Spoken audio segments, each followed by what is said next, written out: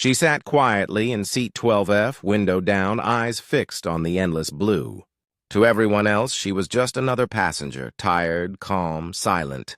But when the flight descended near an Air Force base, something unexpected happened. Two F-22 jets appeared alongside the plane, wings leveled in perfect symmetry. Then, over the radio, a single voice came through. "Is that Valkyrie?" What happened next made the entire cabin gasp and revealed a past no one on board could have imagined.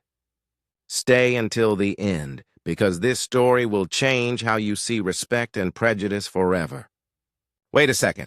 Tell us where you're watching from in the comments. And don't forget to subscribe for more powerful stories like this. Her name was Captain Maya Johnson, a retired Air Force pilot who had once broken barriers where few women, let alone black women, had been allowed to soar. With years of service and hundreds of missions, she still carried herself with quiet humility. Today she was just a civilian, flying commercial from Dallas to Washington, D.C. for a veterans conference. No one around her knew who she was. To the businessman beside her, she was simply another traveler. To the flight attendants, she was polite but unremarkable. But Maya had learned long ago that in silence there was strength.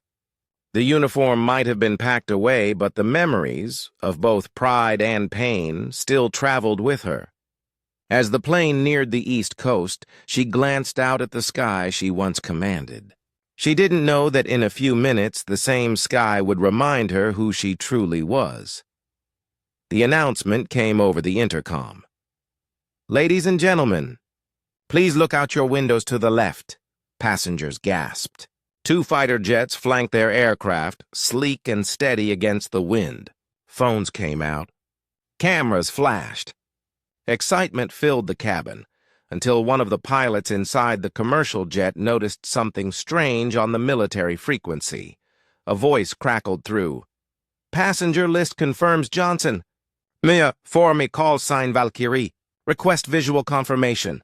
The co-pilot turned to the captain, confused. "Did they just say Valkyrie?" In the back, Maya's heart skipped. It had been years since anyone used that name, the one she'd earned after a classified mission overseas that had saved dozens of lives.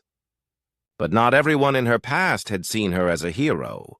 She remembered the times she'd been told she was too emotional, too loud, or too black to lead, how she'd fought for recognition while others took the credit. Now, as murmurs rippled through the cabin, she shrank slightly in her seat, unsure how this would unfold. Some passengers were whispering, some skeptical, some curious. And then the cockpit received another message. "Tell her we still remember." "Valkyrie, you're clear in our airspace. We owe you one." The captain smiled, realizing what was happening. But not everyone saw it that way. A passenger nearby scoffed. "What, they're saluting her? She's probably just some diversity token." The words hit hard, but the truth was about to silence every doubt in the sky. The F-22s dipped in perfect formation. Then, in a move known only to those in the service, they tilted their wings in salute. It was the kind of honor reserved for fallen heroes or living legends. Every eye turned toward seat 12F. Maya's hands trembled as the tears she'd held back for years finally broke free. The pilot's voice came one last time through the radio. "Welcome home, Valkyrie." The entire cabin fell silent. Even the crew paused, eyes glistening. For the first time in her life, she wasn't being questioned, doubted, or dismissed.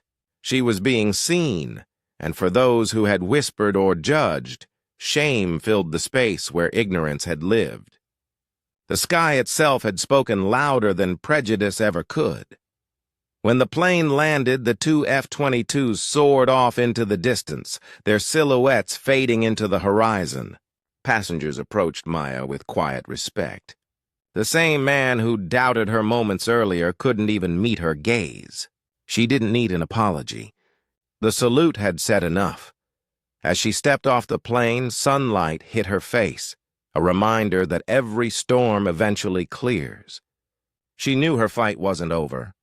Representation, equality, respect, they were still battles to be won.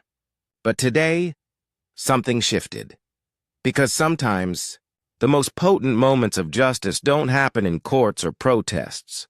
They happen 30,000 feet above the ground, witnessed by those who finally learn what true honor looks like. What would you have done if you were on that flight? Tell me, what country and city are you watching from? Take care.